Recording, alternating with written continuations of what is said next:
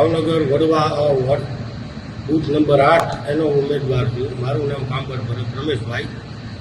એટલે હું હાથે જ તે અમરેલી આવ્યો છું. કોઈ મને પરાણે લાગ્યું નથી. મારી ઈચ્છાથી જ આવેલો છું. ઠીક, વાત એવી પણ ક્યાંક સાંભળવા મળી છે તમે કંઈક અપહરણ કરીને? ના, એ હાવ ખોટી વાત છે. હું જાતે જ આવેલો છું. કોણ કોણ તમે આવ્યા છો? હું છું, પછી અમારી આ બેન બોલા છે, આ બેન છે, અજીતજી છે, બધા જાતે જ આવેલા છે. શું અફવા ઉડી છે? અફવા શું ઉડી છે? અફવા અમારી ઊંઘને એને દબાવે છે એવું અફવા ઉડે છે. એને કેસ કરાવે છે કે મને કોઈ અપહરણ કરી ગયું છે. હું મારું કાંઈ અપહરણ થયું નથી. રાજી ખુશીથી આવેલો છું. અમારા ભારતીય રાષ્ટ્રીય કોંગ્રેસના પૂર્વ નેતા અને અત્યારે સંસદીય વિરોધ પક્ષના નેતા એવા રાહુલ ગાંધીજીનું સૂત્ર છે ડરો મત. અમે ભાજપ સરકારની ગમે એવી તાનાશાહી હોય, ગમે એવા કેસ કબાડા કરી લે, અમે ડરવાના નથી. તમે શું ખોટા કેસમાં ફસાવી અને કોંગ્રેસને ચૂપ કરવા માંગો છો? કોંગ્રેસ પક્ષનો એક સૈનિક, ભાવનગર શહેરની વાત હોય, જ્યારે સમગ્ર ગુજરાત રાજ્યની વાત હોય, એક પણ સૈનિક આમાં ચૂપ ન બેસે અને ડબલ તાકાતથી ઝઝૂમીને ડબલ તાકાતથી જીતીને બતાવશે. અમે આવા તમે ગમે એવી એફઆઈઆર કરો, ગમે એ ગુનામાં ફિટ કરવાની વાત કરો, અમે ડરવા વાળા નથી.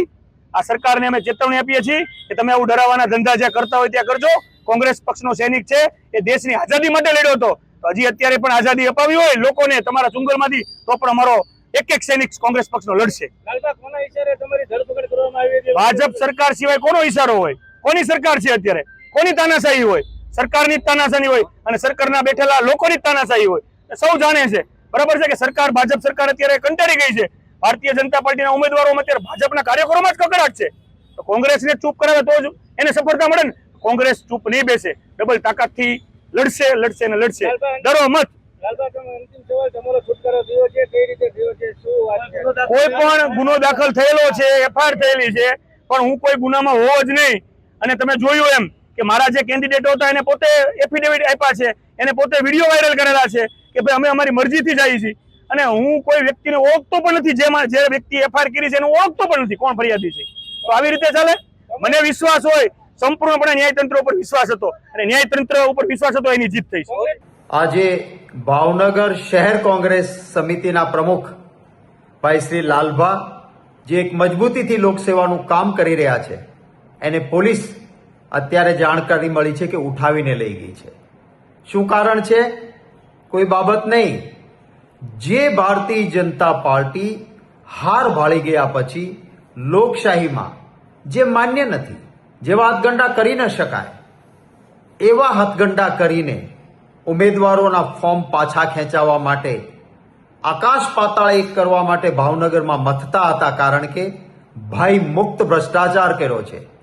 એક અસંતોષ ભારતીય જનતા પાર્ટીના કાર્યકર્તાઓમાં પણ છે અને લોકોમાં એક આક્રોશ છે. ત્યારે ન્યાયિક રીતે ચૂંટણી ન થાય એ માટે જે દબાણો, ધમકીઓ અને હલકી રાજનીતિ ચાલતી હતી, ત્યારે ઉમેદવારોએ પોતાની સ્વેચ્છાએ ફોર્મ પાછું ખેંચાય નહીં ત્યાં સુધી બહાર જવાનું નક્કી કર્યું.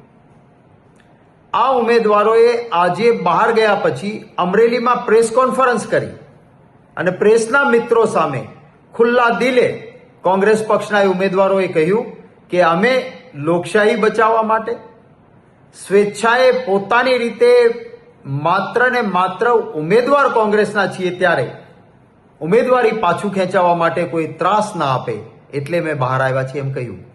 આમ છતાં એવો આક્ષેપ કે ભાવનગર શહેર કોંગ્રેસ સમિતિના પ્રમુખ અપહરણ કરી ગયા છે અને એને પોલીસ સ્ટેશને લઈ જવામાં આવે. હું માનું છું કે પોલીસ એ પ્રજાના સેવક છે. પોલીસ, આ ગુજરાતની એ પરંપરા રહી છે કે ક્યારેય પણ કાયદાથી વિરુદ્ધનું કૃત્ય પોલીસ કરતી નથી.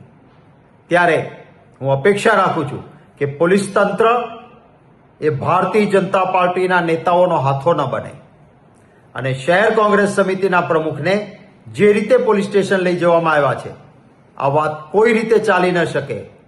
ભૂતકાળમાં પણ કેટલાક લોકોએ ભાજપના ઈશારે પોલીસ અધિકારીઓએ અપકૃત્યો કર્યા હતા અને એમની ખરાબ હાલત થઈ હતી. હું આશા રાખું છું કે પોલીસ એ નિષ્પક્ષ રીતે તટસ્થતાથી ચૂંટણી યોજાય એમાં કામ કરશે.